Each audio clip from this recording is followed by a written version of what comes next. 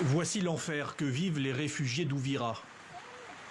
Ce camp du quartier Kasenga existe depuis 2020. Des tentes bâchées à la hâte pour accueillir d'abord des sinistrés d'inondations, puis depuis quelques mois des centaines de déplacés de la guerre avec le M23. Sous la pluie, pour Matoumeni, cette vie avec ses enfants ressemble à un cauchemar.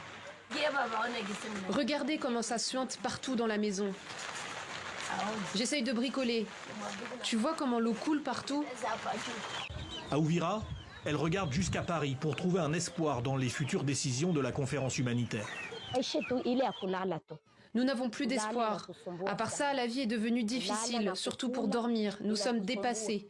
Manger est devenu un problème. Nous avons vraiment besoin de l'aide humanitaire, surtout pour dormir et manger. Les bâches sont pourries. Tu vois, elles ne tiennent même plus. De l'aide concrète et pas de grands discours, voilà ce que ces réfugiés congolais demandent.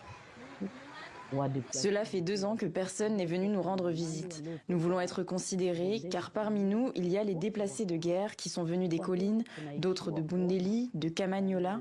Tous sont ici à cause de la guerre. Nous constatons que des humanitaires viennent, mais ils s'arrêtent à l'extérieur du camp. Nous vous supplions de faire savoir que nous aussi, nous sommes des êtres humains.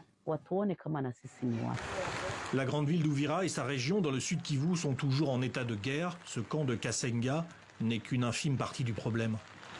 Nous avons aussi plus de 40 000 femmes, hommes et enfants déplacés de guerre qui ont jusqu'à maintenant besoin de l'assistance, quel que soit matériel, quel que soit moral, quel que soit psychologique.